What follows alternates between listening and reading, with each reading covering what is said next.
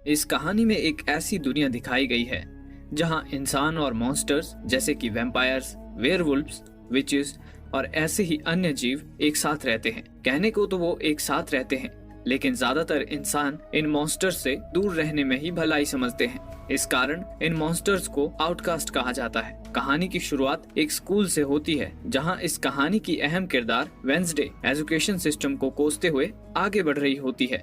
Wednesday एक बुद्धिमान लेकिन पत्थर दिल और इमोशनलेस लड़की है। उसके सनकी बर्ताव और अजीब से होलिये की वजह से सब उसे एक फ्रीक समझते हैं। वेंसडे को लॉकर से उसके छोटे भाई की आवाज सुनाई देती है। कुछ बदमाश लड़कों ने उसके छोटे भाई को लॉकर में बंद कर दिया था। हालांकि उसके भाई को ये पता नहीं था कि वे लड़के कौन थे। भाई को छुड़ाने जैसे ही वेंसडे उसे छूती है, उसे अचानक विजन्स आते हैं। उसे दिखता है कि कुछ लड़के उसके भाई को जबरदस्ती लॉकर में बंद कर रहे हैं। दरअसल कुछ दिनों से उसे किसी भी चीज को छूते ही विजन्स आने लगे हैं। इन विजन्स में उसे उस चीज का भूत, भविष्य, वर्तमान दिखता था। हालांकि उसने अभी तक ये बात किसी को बताई नहीं थी। वो गुस्से में उन लड़कों की खबर लेने स्विमिंग पूल जाती है, जहाँ वे लड़के तैर रहे थे।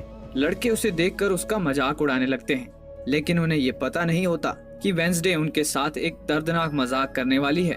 वेंसडे खून की प्यासी पिराना मछलियों को पूल में छोड़ देती है। वो मछलियां उन लड़कों का पिछवाड़ा चबा जाती हैं। ये दर्दनाक नजारा देखकर वेंसडे के चेहरे पर एक खूंखार मुस्कान उभर आती है, लेकिन उसकी इस हरकत की वजह से उसे स्कूल से निष्कासित कर दिया जाता है। इसके बाद वेंसडे के माता पिता उसका दाखिला नेवरमोर एकेडमी में करवाते हैं। नेवरमोर नाम का ये स्कूल बाकी स्कूलों से काफी अलग है, क्योंकि इस स्कूल में सिर्फ आउटकास्ट बच्चे ही पढ़ाई करने आते थे। वेंसडे के माता पिता ने भी इसी स्कूल से शिक्षा प्राप्त की थी। हालांकि वेंसडे उनके इस फैसले से नाराज है। उसे लगता है कि ये स्कूल भी बाकी स्कूलों की तरह ही बेकार होगा। उसी वक्त नेवरमोर एकेडमी से थोड़ी ही दूरी पर एक आदमी टैक्सी से उतरता है। टैक्सी की ड्राइवर उसे आउटकास्ट के बारे में सजग करने की कोशिश करती है, लेकिन वो आदमी ड्राइवर से कहता है कि वो इससे पहले एक आउटकास्ट के साथ रह चुका है। इस वजह से उसे आउटकास्ट लोगों से डर नहीं लगता।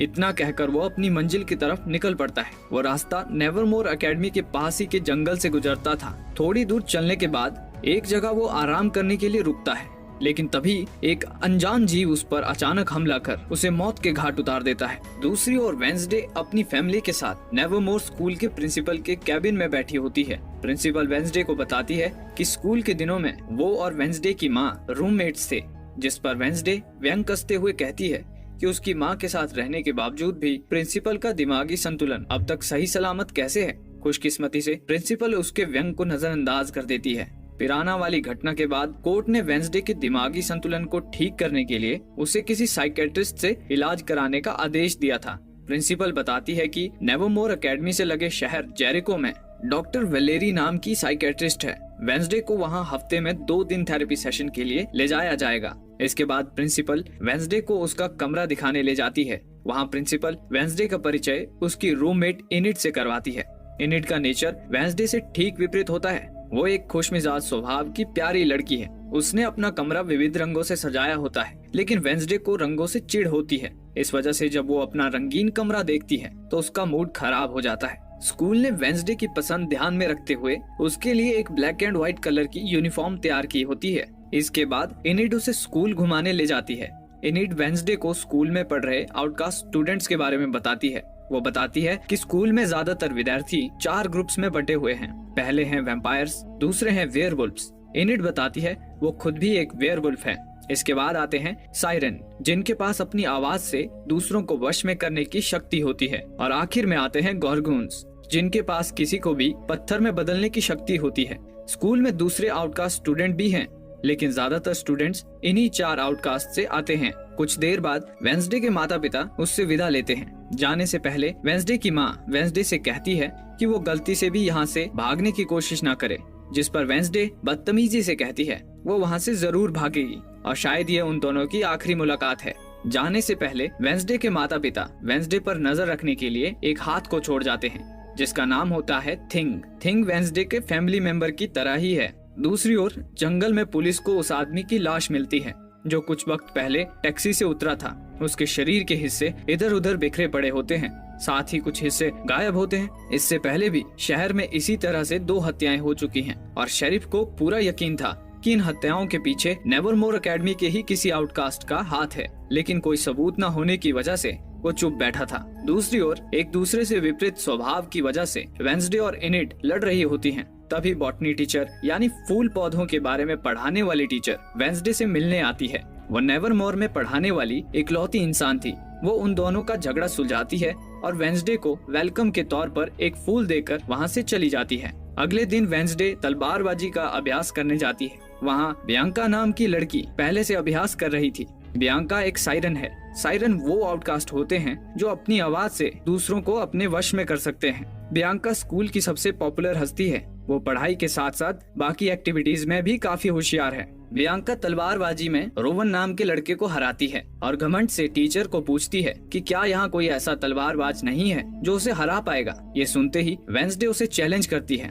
इसके बाद उन दोनों के बीच तलवारबाजी शुरू होती है।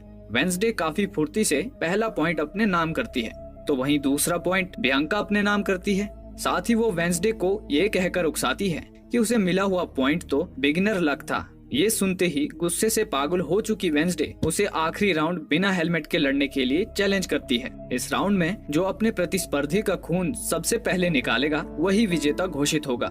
दोनों में काफी तगड़ी फाइट होती है, लेकिन अंत में बियांका वेंसडे को माथे पर एक घाव देकर जीत जाती है। इस हार से वेंसडे बौखला जाती है। जब वो अपने घाव पर मरहम पट्टी कर वहाँ से जा रही होती है, तभी छत पर लगी पत्थर की मूर्ति उस पर गिरने लगती है। ऐन वक्त पर जेवियर नाम का लड़का उसे बचा लेता है। होश में आने पर वो जेवियर को अपने पास बैठा देखती है। उसका शुक्रिया अदा करने के बजाय वेंसडे उससे कहती है कि वो खुद को बचाने में सक्षम थी। थिंग हर पल वेंसडे पर अपनी नजर गड़ाए हुए था, लेकिन जब वेंसडे अपने कमरे में नोवेल लिख रही होती है तभी उसे थिंग के वहाँ होने का आभास होता है। वो उसे पकड़ती है और उसे उसकी उंगलियां काटने की धमकी देती है। फिर वो थिंग से कहती है कि अगर वो अपनी उंगलियां बचाना चाहता है तो उसे वेंसडे के लिए काम करना पड़ेगा। डर के मारे थिंग मान जाता है। वेंसडे स्कूल से भागने का प्लान बना रही होती है और वो इसमें थिंग को भी शामिल कर लेती है। अगले दिन वो प्रिंसिपल के साथ थेरेपी सेशन के लिए साइकेट्रिस्ट के पास जाती है। हालांकि वो साइकेट्रिस्ट के भरसक कोशिश करने के बावजूद भी उसके साथ कुछ शेयर नहीं करती। उसके दिमाग में कुछ और ही चल रहा था। वो बड़ी चालाकी से बाथरूम के रास्ते वहाँ से भागने में कामयाब हो जाती है। वहाँ से भागते वक्त वो एक फल बेचने वाले आदमी से टकरा जाती है। टकराते ही उसे उस आदमी की भविष्य में होने वाली मौत का विजन दिखाई देता है। जाते जाते वो एक कॉफी शॉप में कॉफी पीने रुकती है। वहाँ उसकी मुलाकात शेरिफ के बेटे टाइलर से होती है, जो उस कॉफी शॉप में काम करता था। वेंसडे कॉफी की मांग करती है, लेकिन कॉफी मशीन में कुछ गड़बड़ी आई थी और मशीन को ठीक कराने की इंस्ट्रक्शन मैनुअल की किताब इटालियन में थी, जो टाइलर को पढ़नी नहीं आती थी।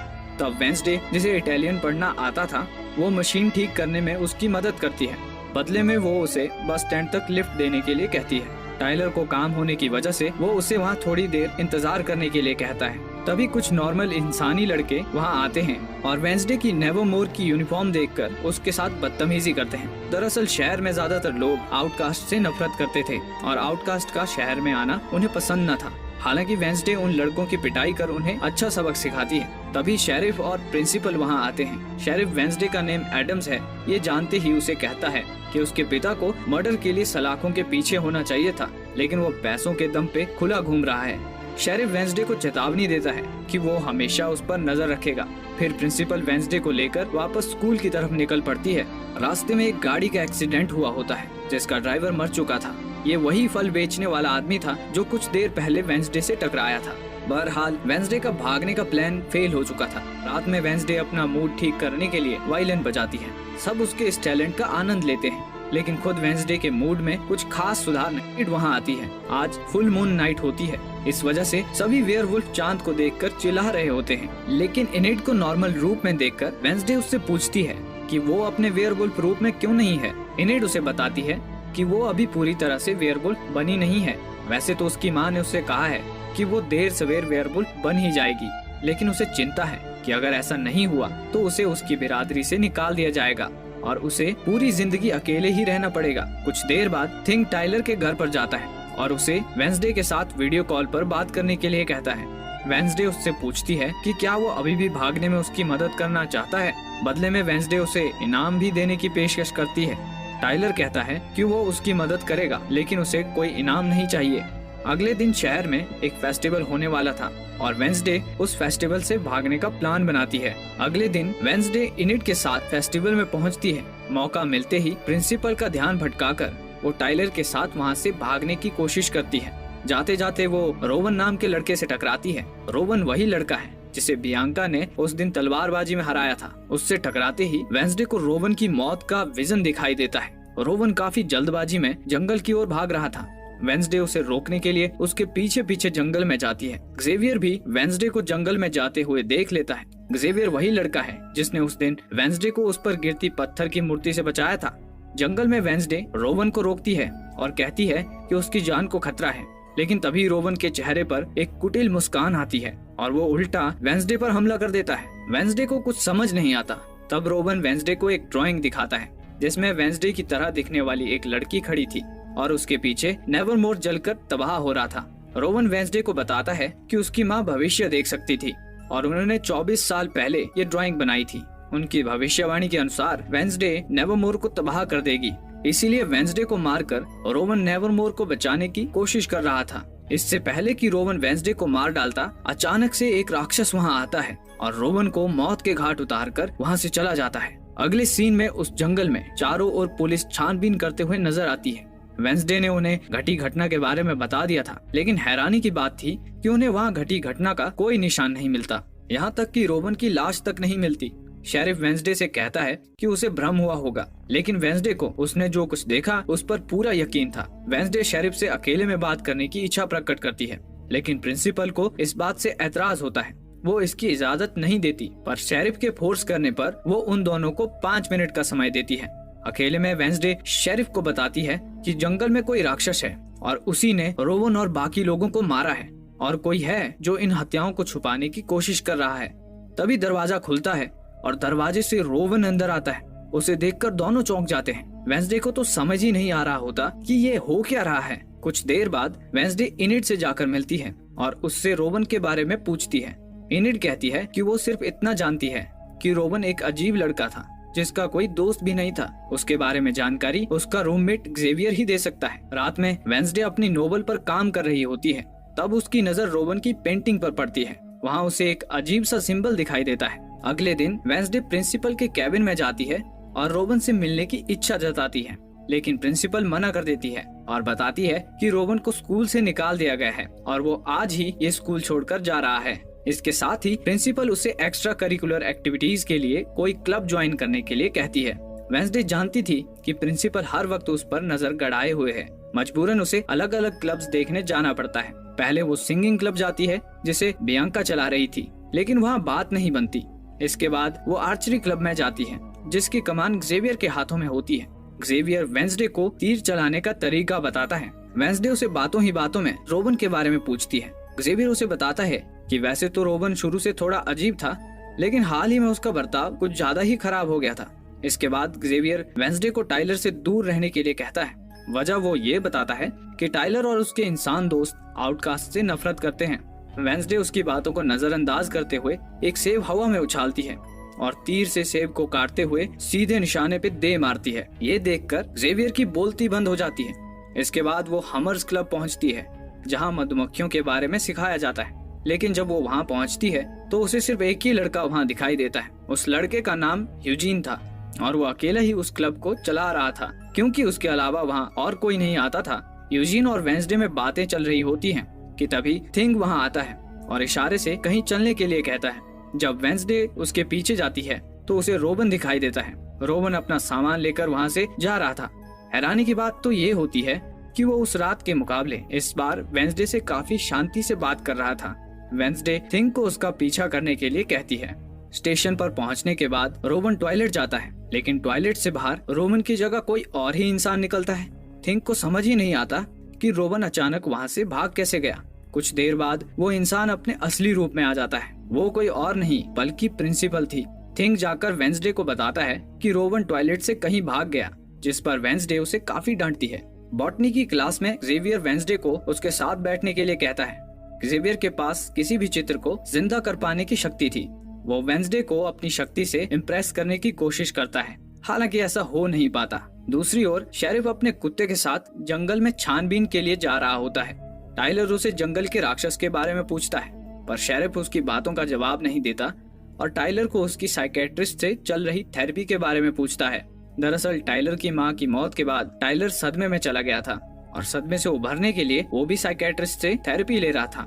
टाइलर भी अपने पिता को कुछ भी बताने से इनकार करता है, ये कहकर कि साइकेट्रिस्ट और पेशेंट के बीच हुई बातें गुप्त होती हैं। गुस्से में शेरिफ वहाँ से चला जाता है। उधर प्रिंसिपल का ध्यान भटकाने के लिए वेंसडे हमर्स क्लब में अपनी जगह इनिड को भेजती है और रोवन वाली घटना का सुराग ढूंढने जंगल जाती है। लेकिन जब वो जंगल में छानबीन कर रही होती है तभी कोई उसे अपनी ओर खींच लेता है। वो टाइलर था। टाइलर उसे बताता है कि उसने उसे अपने पिता शेरिफ की नजरों से बचाने के लिए खींचा था। शेरिफ वहाँ अपने कुत्ते के साथ छानबीन कर रहा होता है। टाइलर वेंसडे को बताता है कि वो छुपकर अपने पिता पर नजर रख रहा है। उसे शेरिफ की फिक्र है कि कहीं वो राक्षस शेरिफ पर भी हमला न कर दे। शेरिफ के जाने के बाद दोनों उस जगह की छानबीन करते हैं। वेंसडे को वहाँ रोवन का चश्मा मिलता है। उसे छूते ही वेंसडे को विजन नजर आते हैं। वो देखती है कि रोवन और ज़ेवियर के बीच में झगड़ा हो रहा है। साथ ही उसे रोवन एक नीले रंग की किताब से वो ड्राइंग फाड़ते हुए दिखता है जिसे रोवन की माँ ने बनाया था। हालांकि वो चित्र अधूरा था और आधा चित्र उस नीले रंग की किताब में ही चिपका हुआ था। जंगल से लौटते ही वेंसडे उस किताब को ढूंढने में जुट जाती है। उसी वक्त बॉटनी टीचर वहाँ आती है। वेंसडे उसे उस सिंबल के बारे में पूछती है जो उसे उस ड्राइंग पर देखा था।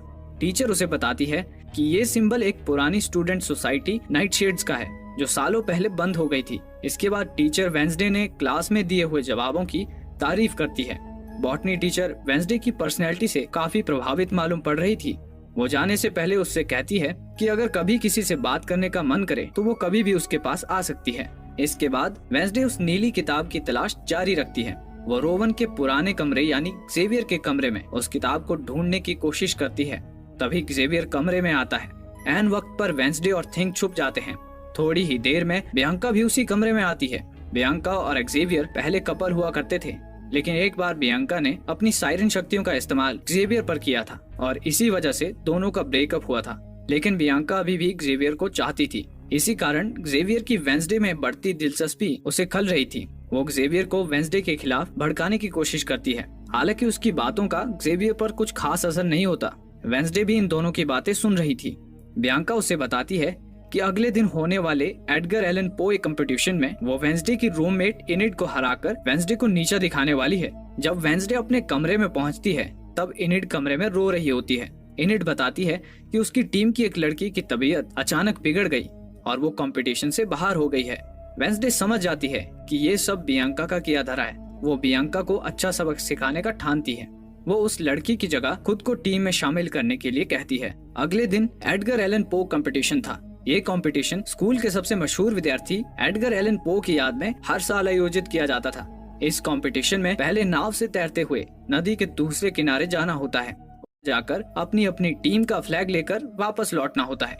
मजे की बात यह है कि इस प्रतियोगिता में कोई रूल्स नहीं है। बियांका चीटिंग कर पिछले 2 सालों से इस कप को अपने नाम कर चुकी है। अगले दिन प्रतियोगिता शुरू होती है। हमेशा की तरह इस बार भी बियांका ने जीतने का पूरा इंतजाम किया था। साइरन्स के पास पानी में जलपरी या जलपरा बनने की शक्ति होती है। बियांका का एक साइरन साथी वैम्पायर्स की नाव को पानी में डुबोता है। इसके बाद बारी वेंसडे की नाव की होती है, लेकिन वेंसडे पहले से ही तैयारी करके आई थी। वो थिंग को उस साइरन पर जाल फेंकने के लिए कहती है। बियांका का साथी जाल में फंसने की वजह से कुछ कर नहीं पाता और वेंसडे की नाव सही सलामत नदी पार कर लेती है। तट पर पहुंचने के बाद वेंसडे बाकी साथियों को नाव की रक्षा करने के लिए कहती है और खुद फ्लैग ढूंढने जंगल में जाती है। यहाँ तट पर इनिड थिंक की मदद से लड़कों का ध्यान भटकाती है और उन लड़कों के नाव से दूर जाते ही उनकी नाव में छेद करती है। दूसरी ओर वेंसडे फ्लैग तक पहुँच जाती है, लेकिन जैसे ही वो वहाँ की दीवार को छूती है उसे विजन दिखाई देते हैं, जिसमें वेंसडे की तरह दिखने वाली एक लड़की एकाएक उसके सामने आती है और उससे कहती है कि असली चाबी तुम हो। अगले ही पल वेंसडे होश में आती है। वो तुरंत अपना फ्लैग उठाती है और नाव की तरफ भागती है। सभी टीम आगे निकल चुकी थी, लेकिन क्योंकि इनिड ने लड़कों की टीम की नाव में छेद कर दिया था, वे आगे नहीं बढ़ पाते। अब सिर्फ बियांका और वेंसडे की टीम ही बची हुई थी। वेंसडे अपनी नाव पर लगे भाले लोड करती है और सभी बियांका की नाव में छेद करने उसकी तरफ बढ़ते हैं, लेकिन तभी बियांका का साथी पानी के अंदर से इनकी नाव को दूसरी ओर ले जाने लगता है। ऐन वक्त पर थिंग उसे मुक्का मारकर बेहोश कर देता है। इसके बाद फिर से वेंसडे की टीम बियांका की नाव की तरफ बढ़ती है और उनकी नाव में छेद कर उन्हें प्रतियोगिता से बाहर का रास्ता दिखाती है। आखिरकार वेंसडे की टीम ये प्रतियोगिता जीत जाती है। इसके बाद होता है सेलिब्रेशन, लेकिन वेंसडे को ये सब पसंद नहीं आता और वो सबसे अलग जाकर एक पुतले के नीचे बैठ जाती है। वो पुतला एडगर एलन पो का था। तभी उसकी नजर पुतले ने पकड़ रखी किताब पर पड़ती है। वहाँ उसे वही सिंबल दिखाई देता है जो उस ड्राइंग पर था, लेकिन इससे पहले कि वो कुछ और सोच पाती, वहाँ इनिड आती है और उसे फिर से सेलिब्रेशन में लेकर जाती है। रात होते ही वो फिर से एडगर एलन पो के पुतले के पास जाती है। एडगर एलन पो अपनी पहेलियों के लिए काफी मशहूर थे। वेंसडे पुतले के ऊपर चढ़ती है और पुतले के हाथ में जो किताब होती है उसे देखती है। उसमें एक पहेली लिखी होती है। बुद्धिमान वेंसडे बड़ी आसानी से उस पहेली को सुलझा लेती है और इस नतीजे पर पहुंचती है कि उसे 2 बार चुटकी बजानी है। ऐसा करते ही एक जोर की आवाज के साथ वो पुतला पीछे सरकता है और एक गुप्त द्वार खुलता है। उसके अंदर जाने के बाद वेंसडे को वो नीली किताब भी मिलती है जिसमें रोवन की माँ द्वारा बनाई ड्राइंग थी। वो उस किताब को देख ही रही होती है, तभी अचानक कोई उस पर काला कपड़ा डाल देता है और ये एपिसोड यहीं समाप्त हो जाता है। इस कहानी में और कितने रहस्य खुलने बाकी हैं, जानने के लिए इस कहानी का